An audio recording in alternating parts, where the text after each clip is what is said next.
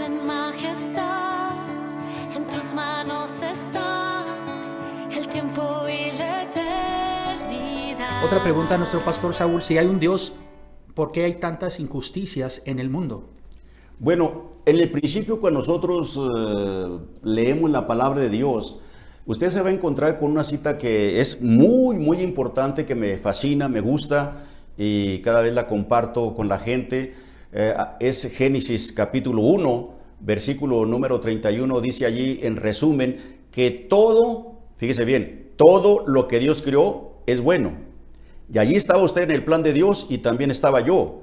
Así que, ¿por qué entonces a través de todos los tiempos hay cosas malas, injusticias? ¿Por qué la gente sufre? Bueno, hermanos, cuando nos vamos a Isaías, Amós 4:6, nos vamos a Sofonías, capítulo 2, nos vamos a Isaías, que todo eso fue a causa del pecado. Cuando el hombre, estamos hablando también de mujer, está abandonando a Dios, como dice Ageo, y también Ageo 1:4-11 dice: todos están ustedes en esta situación económica, espiritual mal, porque me han abandonado, han pecado, han sido egoístas y no se preocupan por servirme o por seguir los pasos que yo les dejé establecido en la Biblia. Pero Dios no es injusto. Dios nos puso la Constitución, nos puso la palabra de Dios, y si nosotros desobedecemos esta palabra de Dios, entonces nos salimos poquito, nos salimos mucho, tarde o temprano, como dice Deuteronomio, el pecado nos tiene que alcanzar, y todo lo que hay en el mundo es a causa del pecado, la desobediencia, la rebelión y el orgullo o la soberbia del hombre aquí en el mundo. Muy bien, pastor. Entonces la otra pregunta que nos hacen aquí es: ¿cuál es la verdadera religión? Bueno, en Santiago 1:27, si no es de la memoria, ahí dice que todo debe de ser sin mácula, y que no desamparemos a las viudas, y que también debemos de preocuparnos por la palabra de Dios. Así que cuando nosotros nos preocupamos por la palabra de Dios es una religión, pero cuando nosotros usamos el término religión, estamos hablando también como de religiosos que dicen creer en Dios, pero la palabra de Dios dice que con sus hechos niegan todo. Así que nos atrevemos a decir, hermanos, que Dios no es una religión para aquellas personas que nos están escuchando, tanto cristianos como aquellos que apenas quieren entrar, que Dios no anda buscando religiosos, sino anda buscando una relación personal. Proverbios dice, Corintios también dice: si oyeres su voz llamando hoy, no endurezcáis vuestros corazones. Hoy es el día aceptable, hoy es el día de salvación. No hagan duro su corazón. Así que esa salvación la está ofreciendo Dios, y yo creo que Dios anda buscando personas que se relacionen con Él, que platiquen con Él. Y al estar hablando de relación, quiere decir que debes de convivir. Debe decir que también, como dice la palabra de Dios, que debes de tener una comunión, habitar con Él, vivir con Él, permanecer en Él, como dice San Juan capítulo 15, que tenemos que permanecer en Él. Y lo más importante, la palabra de Dios dice que debemos de obedecer los mandamientos. Allí está también la palabra de Dios en primera San Juan 5, 2-3, y mis mandamientos, dice la Biblia, no son gravosos.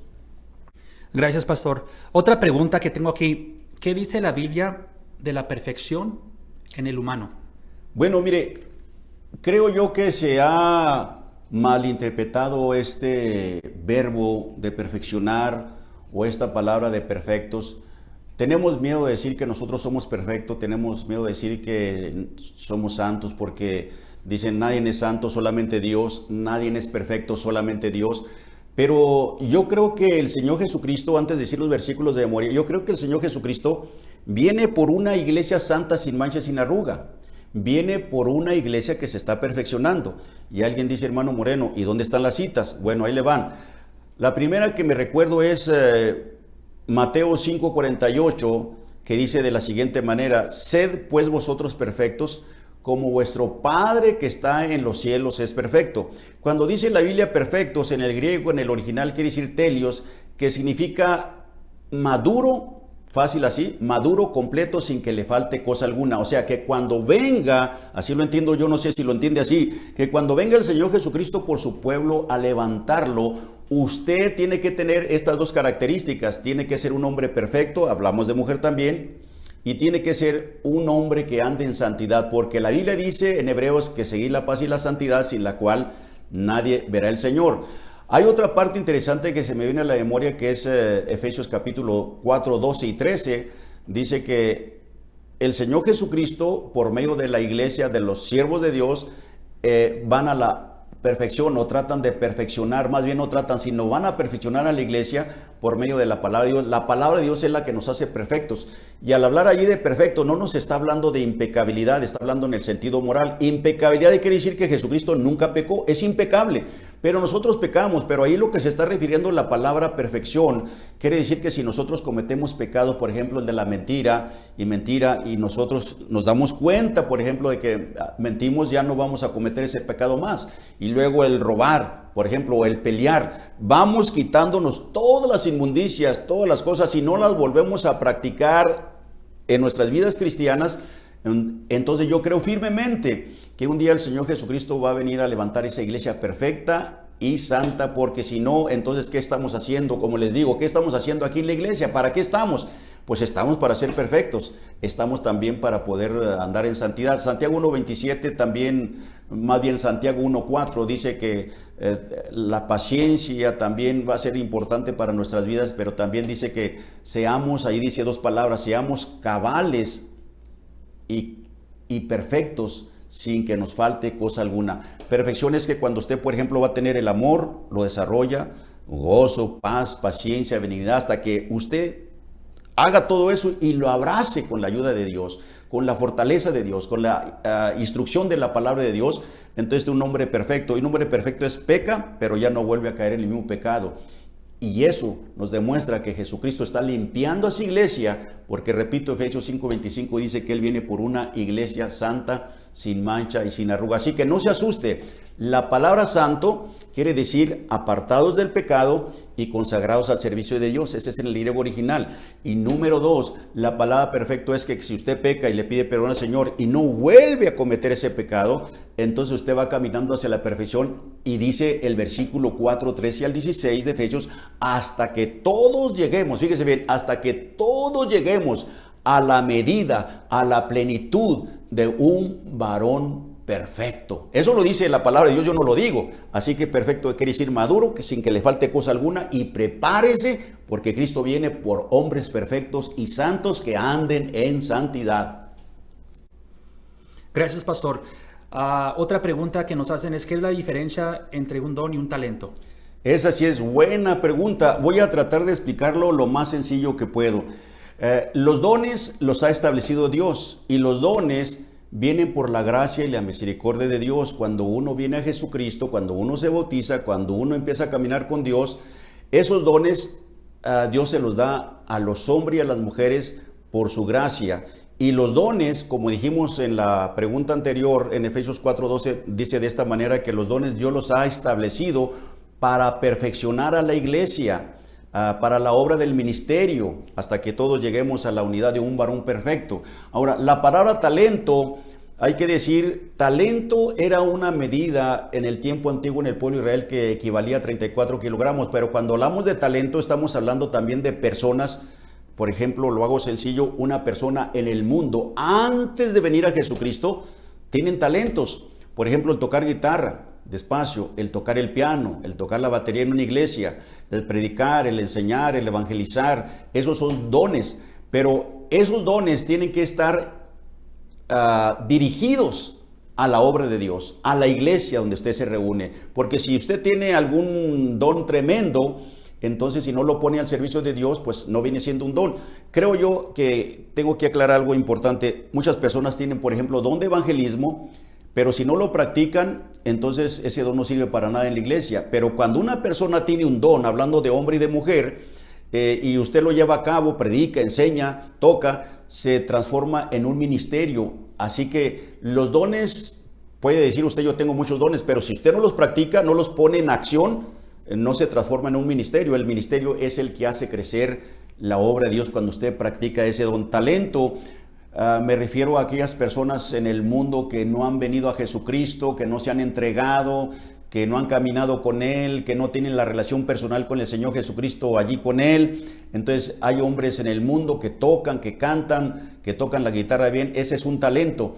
Un talento se transforma en un don cuando usted, dice la Biblia, Efesios 4, lo transforma o lo pone a los pies de Jesucristo. Esa es la diferencia. Así que, entonces, hermano Moreno, quiere decir que los hombres que están en el mundo se les llama talentos, pero en la obra de Dios, en Efesios 4:12 al 16, Dios le llama dones cuando usted los transforma en ministerios, en una práctica continua para llegar a la perfección de la iglesia. Esa es la diferencia, creo yo.